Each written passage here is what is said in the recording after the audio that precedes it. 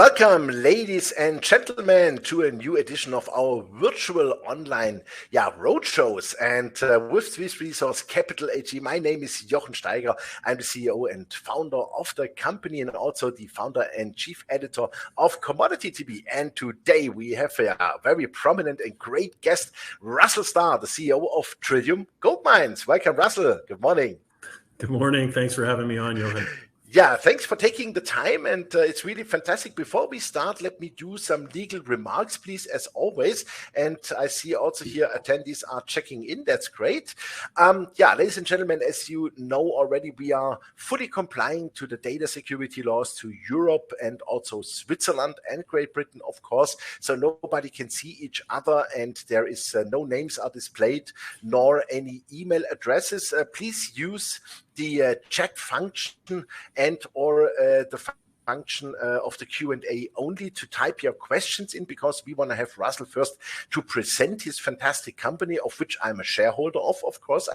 I have to disclose that up front here. And we want to have afterwards a lively Q&A discussion, because I think there is a lot to discuss, as the stock was slaughtered, but not by the reasons that the company did, let's say, fancy things or did nothing. No, it is really only the market. And I must say, I'm a happy shareholder. I will buy more stocks in the company, definitely. This is what I announced already, because I see what they are doing and I see there is a real good plan behind. So let me see, how does it look with our attendees? Yeah, that's great. Oops, Russel has left the room. Russel, please come back in again. So no, I'm in. Oops, are you in? Good. Okay, super. Yeah, so let's get started, Russel. Let me put up the slides here. Okay, the floor is yours. Yeah, and look, I like to try to keep these interactive, so please ask questions or text questions, I guess, as the presentation is going on. It won't be long, because we've truly refined our strategy into something very, very simple, direct, and meaningful. But of course, start with our disclaimer. Everybody can read it. Every presentation has these. I will be making forward-looking statements, obviously. But with that in mind, a quick overview of where we sit in terms of the company. Fully diluted, 78 million shares outstanding, $24 million market cap, which I just find staggering. Management and insiders still own close to 40%. I literally just bought 200,000 shares in the market last week, and plan on buying another 200,000 or 300,000 down here, just because this valuation really makes no sense to me whatsoever. We do have a new, very prominent shareholder, the largest shareholder of Great Bear, bought 10% of our company on the last financing. It's a fund owned by Scotia called 1832.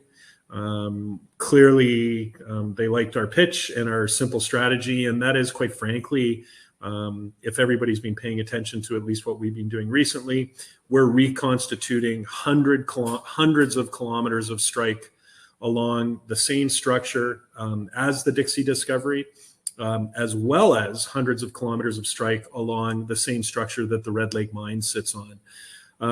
It's funny, we've been hitting pretty high-grade gold at Newman Todd and Rivard. That's a non-43-101 compliant 2 million ounce resource. And quite frankly, it astounds me. Exactly the same negative comments that were being made about Great Bear are being made about Newman Todd. The reality is the structures are eerily similar. They're difficult. There's high-grade chutes. But from surface down to 400 meters, we've accumulated, again, it's non-43-101 compliant, but neither was Great Bear, 2 million ounces. So you do the math at where we're trading at just from a Newman Todd valuation for this company. It's crazy. But what we've done subsequent to Newman Todd, in my opinion, is we've changed the way the junior market, especially in Red Lake, is being delivered to shareholders. Everybody can look at our team. I don't want to spend a lot of time on it, but Bill and his team, very, very importantly, have about 120 years of experience in Red Lake. This is a very structurally controlled jurisdiction, so having a team that effectively cut their teeth all as Gold Corp geos, senior ones as well, is really, really beneficial to how we acquire land, what we're looking for, as well as how we're drilling out Newman Todd, Rivard, and Gold Center. So what are you looking at now? I mean, you can clearly see in the lighter gray, Barrick's recent JV properties. In the brown, you're looking at our property package, and you can see a really nice red dot sort of in the left to center of this slide, which is the Dixie discovery. But if you follow that structure, you'll see that literally we now have basically 100 kilometers of strike along that exact same structure. And similarly, if you follow a little bit more to the north, there's 2 red dots. That's the old Battle North, as well as the old Gold Corp, which is now obviously Evolution. But you can follow that structure. And again, we have close to 100 kilometers of strike all along that structure. And so we literally own, quite frankly, what's widely viewed as the most prolific potential land in this jurisdiction, in this area. And what you're going to be seeing very, very shortly is sort of an update from a company perspective. And our primary focus moving forward now is going to be following up on hundreds, and I'm not kidding, hundreds of gold showings on that beige structure just to the north of Dixie and Barrick's properties. And the reason why is, quite frankly, when you hit 20 meters of 9 grams per ton at Newman Todd and your stock is sold 20%, you realize now that the market isn't paying anyone for high grade intercepts. I think the only way that we're going to get paid and people are going to see the value that we're bringing to the table, quite frankly, just putting this all together was extremely difficult. But the value that people are going to see come out of Trillium now is going to be on the discovery side of things, primarily in this Confederation belt. And you can only speculate as to what an early stage discovery on that same structure as the Dixie Great Bear discovery could mean from a market cap perspective. Obviously, we still have Gold Center, which we still believe is the continuation of the world famous Red Lake mine. We still have Willis, Newman Todd, and Rivard, which are delivering exceedingly high grade intercepts. But we've decided now moving forward, if we're not going to get paid for drilling, let's see if we can get paid for new discoveries on this Confederation belt, which obviously has the potential to host not just 1, 2, 3, maybe, I mean, it could be upwards of 5, 6, 7, 8, 9 brand new discoveries. And who knows who might be fortunate enough to make that next Dixie or Red Lake type discovery in this jurisdiction. Everybody should know that the cost of carrying this land package is virtually zero because of the amount of historical expenditures that's being done on it. So there's no major carry on this property package. And everyone should also know that everything is basically road accessible. This is a jurisdiction that rivals Abitibi. Just pick the world's premier jurisdictions, Timmins, some of the Australian camps. There's basically roads, lodging, you name it, everything just to get in and do all your work in these particular areas. We recently added in Panama Lake, which has a massive porphyry structure. Again, you can see it sitting on this Dixie structure as well. We also added in Wenasaga, which is Benton's property. Again, just adding to the continuation of owning as much of this structure.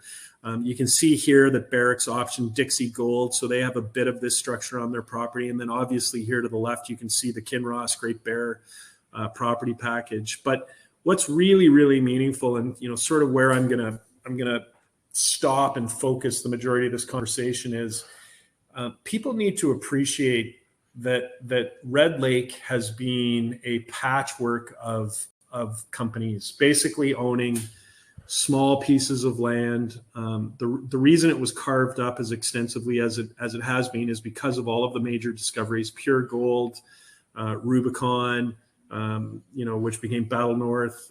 Gold Corp obviously had the most major discovery of all of them with the world famous Red Lake mine.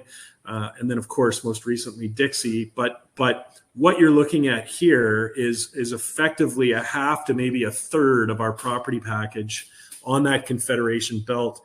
And these are all historical gold showings.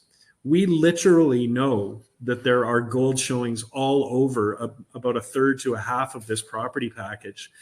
And why they weren't followed up on, don't ask me. Literally, this property package for probably the last 2 or 3 decades, someone somewhere convinced the world and explorers and early stage companies that this was basically a base metals VMS type belt. And so despite the fact that there are gold showings everywhere, people were truly looking on these property packages for VMS type discoveries. And quite frankly, that's exactly the reason that Dixie ended up getting the property that they ended up getting, because it was viewed and looked at in the incorrect fashion. And so I guess their naivete or focus or maybe just the way that the story was told has given us now the ability, with very, very little reconnaissance work, like boots on the ground on our end, to leverage all of this historical data. And you can just see the targets that we have to follow up. So we have a drill rig already mobilized. We've already applied for drill pads. We're already in advanced preparation to actually drill Panama Lake, which has had some great discoveries, and that sat in St. Anthony's and Benton's hands. And so, you're looking at a company now poised for a world-class discovery on arguably one of the most sought-after structures in Red Lake and quite frankly, probably in Canada. And the reason why I have conviction to say that is, why else would Barrick pick up the property package that they did by virtue of JV on literally moose pasture, properties that have had little to no work other than maybe mag or geophysics or some sort of a government of Canada survey. The reason why is they love structure and they love big. And there's very few jurisdictions in the world that offer that. And quite frankly, from a company perspective, everyone on here knows obviously that I worked with Ivan for a long time. Phenomenal guy, great person. But Fury would be an analog to this company in terms of scale and size and structure. But the key difference, and one that I sought to not correct, because there's nothing wrong with what Fury's trying to do. It's just that their property packages are very disparate. You've got, Nunavut, you've got Quebec, incredible team, incredible property packages, incredible geos, obviously well on their way to doing something meaningful at Eau Claire. But what we've done is we've accumulated all of it in exactly the same jurisdiction. Literally contiguous, so that we can share costs. You literally, like I said, can get to all of this by dirt logging or paved road. And what I often love to say, and I sit on the board of Canada Nickel, and Mark Selby and I always talk about this, is whenever you're in a jurisdiction where your workers can literally basically go home and order a pizza, you have a way better and happier team. And that's what we have here in Red Lake. I will go quickly on Newman Todd. I mean, people have heard this before. You can see the drill results, 15 to 7, 20 of 9. You can see our drilling in the foreground. All of the historical drilling by Bob Singh is in the background. Bob obviously was the discoverer of Great Bear's Dixie discovery, world-class. But what you're looking at is from surface down to 400 meters, about 2 million ounces at 1.5 grams, non-43-101 compliant. But again, I like to remind people, when I was at Caden, we sold Caden without a 43-101. Great Bear sold without a 43-101. These 43-101s are predominantly for analysts and retail investors, and obviously for protection post the fiasco, the Bre-X fiasco decades ago. But majors don't really care or need to see 43-101s. They do all their own work. They have their own leapfrog modelers, and clearly they're seeing exactly what we see. Lastly, I will say that anyhow, some of the historical results, by the way, that are important, 27 of 6, 13 of 7, 31 of almost 13. Newman Todd is not an asset that's short on high grade. What it is like I said, very, very similar to those high grade shoots that you see at Dixie. You see those similarly inclined in Newman Todd. But when you have this type of grade from surface down to 400 meters, you clearly have the ability to turn this into some sort of an open pit scenario. It's just why continue to spend money on a drill rig at Newman Todd when even if you have a world-class intercept like 20 of 8 or 20 of 9, your stock is sold off. The last quick piece of the puzzle I just want to remark on is obviously Gold Center. I will tell you that we're into one hole right now, basically exactly where we want it to go. You can imagine that when you're drilling a kilometer and a half deep, often the drill bit gets off course, but for whatever reason, this hole is going incredibly well and headed exactly to where we want it to go.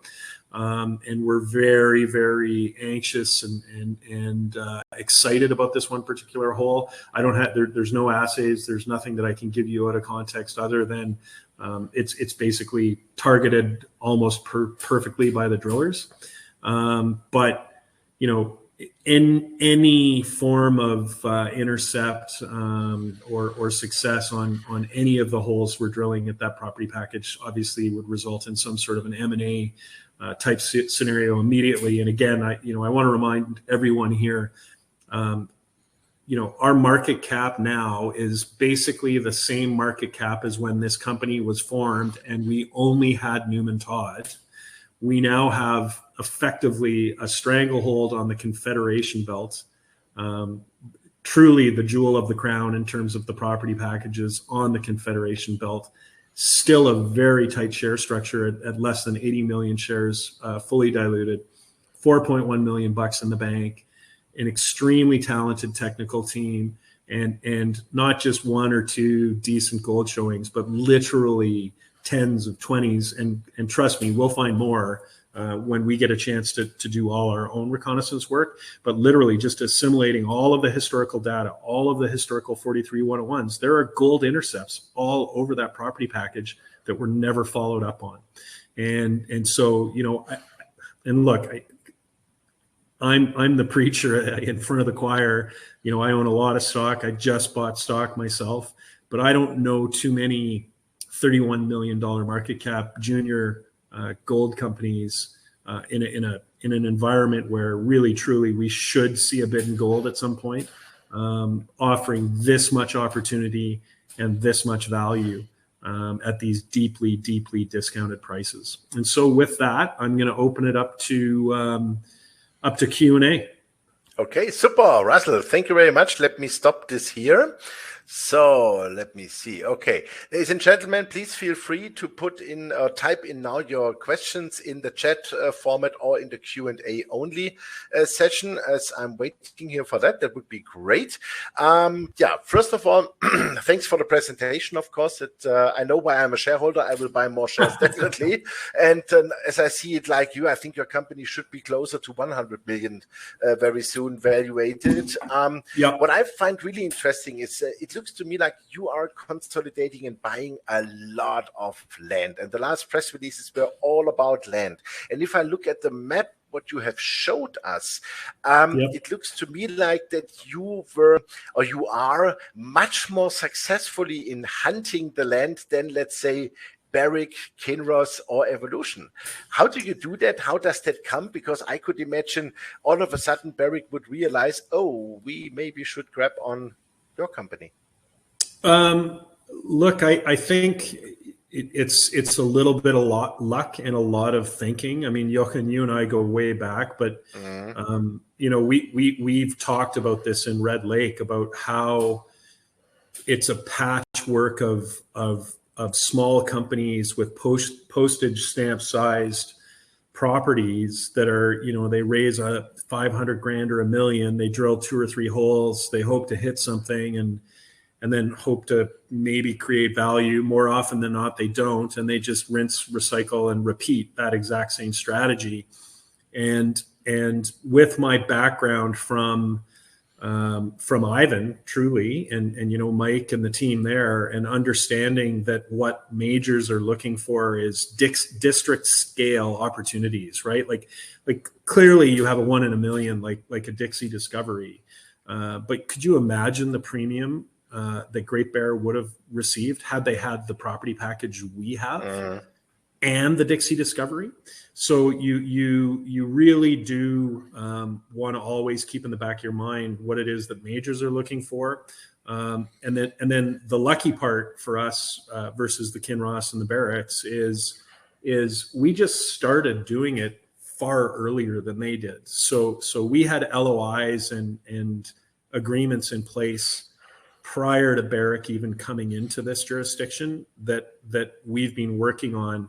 And sometimes these take like months and months. Like one of the ones that we recently press released, I won't tell you which one, there's 2 of them. We had press releases from the beginning of April that were ready to go, but then the deal terms would change, then this would change, then that would change. And so, it's not easy putting these together. But I can tell you that one successful hit on any of those new properties we picked up, and we're at the top of the acquisition list for any mid-tier major probably in the world. Yeah, definitely. And I mean, it's hard to let's say to buy you because 40% are insiders and management, exactly, and 25% are big funds. And I'm pretty sure they are not in here to turn something from 30 cents to 60 cents, right? Nope, correct. Exactly. Super. Then there is a question which will, in regard also what you just said, when do you think you can release the next drill results? We're literally mobilizing the drill rigs on Confederation right now, and a typical hole can take a week to 2 weeks. And then one of the problems in the market right now, particularly anywhere that there are majors, is the assay labs are just overwhelmed because even though investors and sorry, I'm a very blunt person, but even so I just call it as it is. And so these are not insults intended at anyone who's listening to this call, but the precious metal space is the most underloved space in the world. Definitely. It is the least invested. The supply demand scenarios are egregiously in favor of the gold and silver commodities, but investors have been naively running after tech stocks and stuff that really doesn't, in my opinion, create a lot of value. And so here we are with even with a retracement in the U.S. markets to where they are now. It's probably precious metal companies have never been this cheap, still ever. And the challenge that we face is because the gold price is so high, majors are drilling everything because they're making money hand over fist.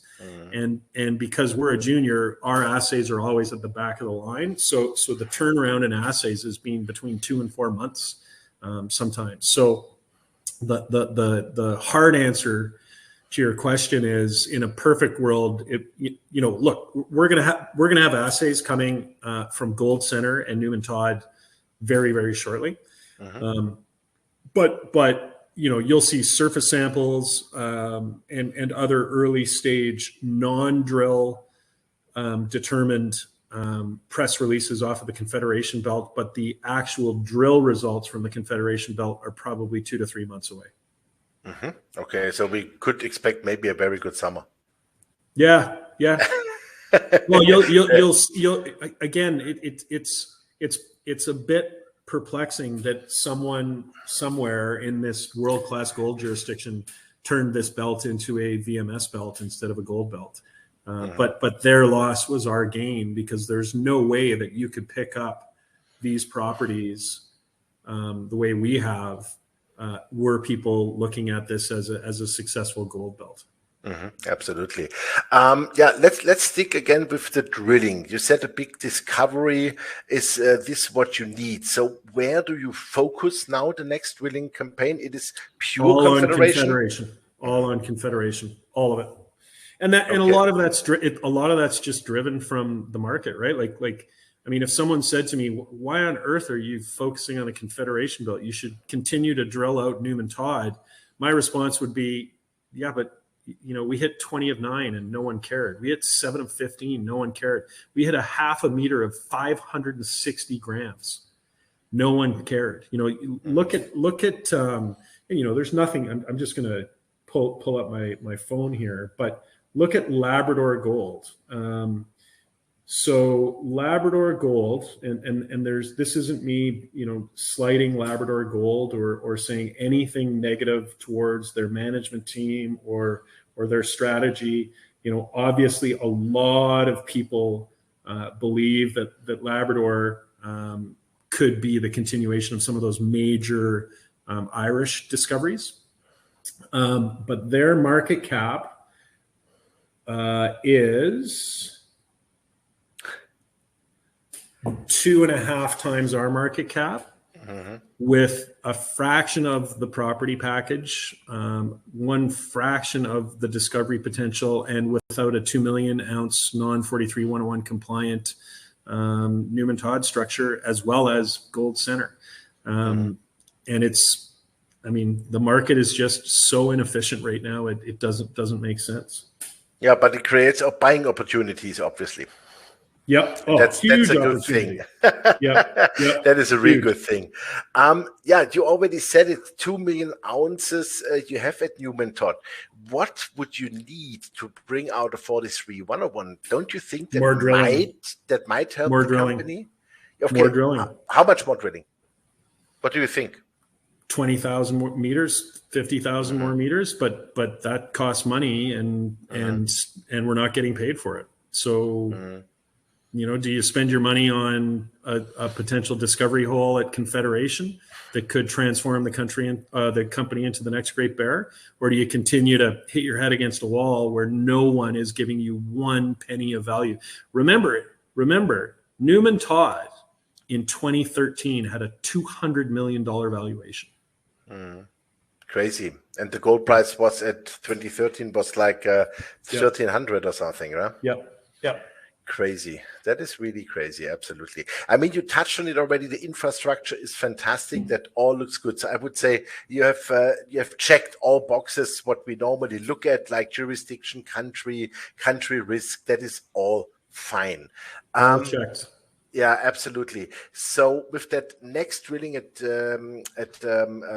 Confederation Belt, that makes absolutely sense. So how many meters you want to put in? And I mean, 15 to 20,000 meters. Okay, and you can do that with those $4 million. Oh yeah, yep. Super. Yep. And what would be for you a discovery hole? The beauty of Red Lake is when you hit something, you've hit it. It's usually not a low grade intercept. It's usually pretty high grade. But I'll just tell you now, we already have discovery holes from past historical drilling that we just need to follow up on. If you look 1 or 2 press releases ago, we ran through a lot of those high probability targets that I showed you on that one slide. That actually are drilled gold bearing structures.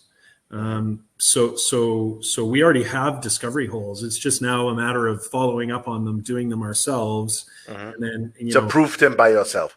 Yeah, but as you and I have talked often, anything over 100 gram per ton meter is a world class intercept, and so that would be my answer to you.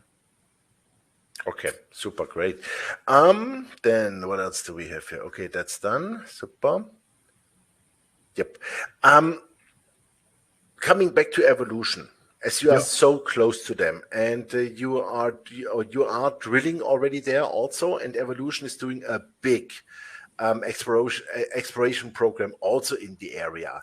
Wouldn't it make sense to, let's say, combine forces there, or to use synergies, whatever? I don't think absolutely, but I don't think any of the majors care or feel forced to do anything with juniors right now, because investors, despite all-time low prices, continue to sell precious metal companies, and I don't understand it. But until people start buying them, and prices start going higher, I don't see any reason for EvolutionBarrick or anyone to do anything with us. Kinross, Yamana. Well, Yamana may not exist anymore soon. Exactly, but, that's done. Yeah, but the point I'm trying to make is, mid-tiers and majors, if the only thing they're watching is the values going down, why do anything? Okay.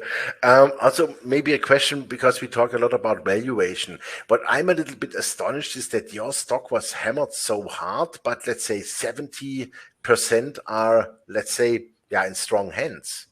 Any explanation for that? No clue. All it's the advent of anonymous and DMA, and then people being objecting beneficial owners. It's virtually impossible to figure out who your sellers are.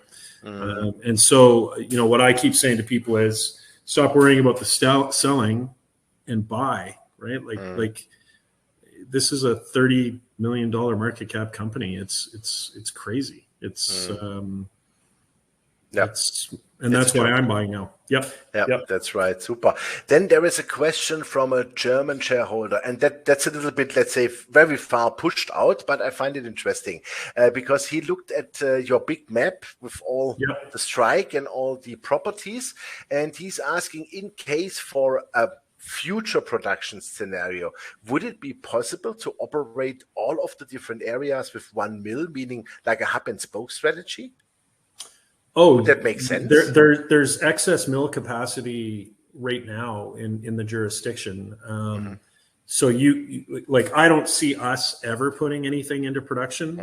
I see this being a Kinross, Evolution, Barrick, if it wasn't Yamana, Goldfields, whomever, basically coming in and either rolling up Pure Gold's infrastructure and Evolutions or something like that, and then shipping and trucking ore to one of those current facilities. That being said, if the discovery is big enough, right, like Kinross's discovery is big enough for them to build their own infrastructure. So I don't even think about that. That doesn't keep me up at night at all, because basically this is such a the infrastructure in this jurisdiction is already so compelling that it's just a check in a box that you don't have in remote jurisdictions, but you do in this particular jurisdiction. There's also a question from another shareholder, an investor. You are pure gold play, or do you think maybe in the future you have also maybe some silver, copper associated? Well, who knows what a drill hole may return on the Confederation Belt, because there are copper showings, there are some nickel, some zinc, base metal showings.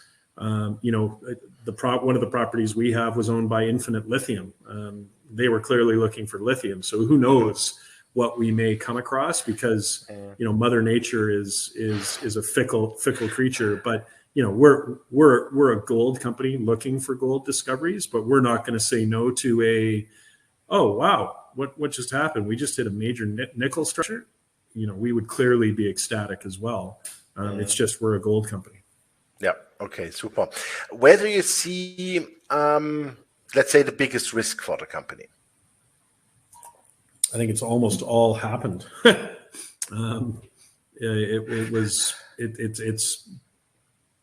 Maybe there's no more gold on the Confederation Belt, but we already know there's gold showings everywhere. I'd say the biggest risk is we get taken out too early, and instead of this being a $2 takeout, it's a 70 or an 80 cent takeout. And what can we do? We're just, as I often say to people when I'm making presentations, and I'm just talking sort of off the cuff, investors are giving this company away to someone. Absolutely. Yeah, that's right. Next 6 months is, let's say, until Christmas. What would be, let's say, your major game plan? What do you want to drill really the crap achieve? out of Confederation Belt? New major discovery on the Confederation Belt. That's it. And put it really up. Yeah. Super. Yeah. Well, Okay. you hit something on the Confederation Belt, and people are instantly going to start thinking Great Bear. Right. I so see. that's the primary focus for the next 6 months. Yeah. So we can say it's like a Great Bear scenario for Trillium Gold. At 1/1,000,000th the share price. Yeah. Exactly. Yes. Yeah. Great. Oh yeah, there's just popped up a new question. Do you face any problems with indigenous groups, natives, etc.?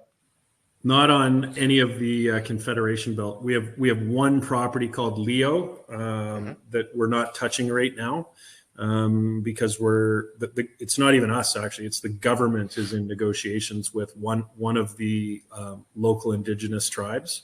But none of what we're talking about has any issues at all. In fact, it's extremely complimentary and friendly. Okay. Maybe also one question to your financial structure. We saw the warrants with 17.9 million and also a lot of options.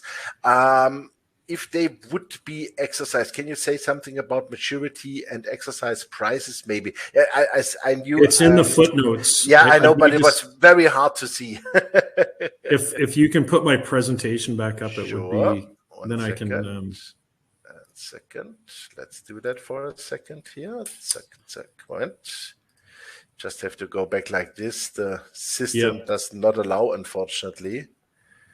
So to be clear, there's not a lot of options. Every Canadian company has a 10% option pool for their staff. So we're like every other Canadian junior.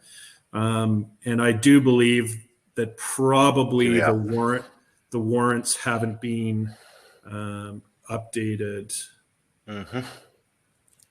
So that is 212 million previously issued, 113. Okay, they're well out of the money. Yeah. And what is that? 80 cents for 2 years. Okay. Yeah. Good. And also the options are $1.07. Yeah, good. Okay. Yep. That is really out of the money, I would say. Yeah. Definitely. Yep. Okay. So there's no fear of flooding the market or whatever. I mean, it would be great if it would be there because you would have a lot of money then. But we've got a lot of money. We've got $4.1 million in the bank. No, I mean in excess cash. That's what I meant. Yeah, but it would mean there's also millions of shares for sale, right? Because typically when they're being exercised. But yeah, that's right. Super. So let me check any more questions from the audience, please. Let me check here. No, we did that. That is fine. That is good. Let me check on my notes here. Yep. Discovery drilling. We've done that. Concentration. Yep. Okay. Super. So from my side, all is good. Any closing remark from you? No, just hopefully people found this interesting, and if there's any questions, please just reach out to Jochen or our IR team, and you'll probably have me respond back directly to you. Yeah, super. Perfect. Russel, thank you very much. And I think it's a fantastic buying opportunity at those prices. I will definitely buy some more. And let's hope and see for the drill results from Confederation Belt. And I really hope that you hit, let's say, not one, but 2 discovery holes. Amazing. That would be great. I agree. I'm hoping. Super. Perfect. All right, man. Russel, thanks you very much. All the best. Bye-bye. Yep. Thank you. Bye. Yeah, ladies Bye, and everyone. gentlemen. Thank you.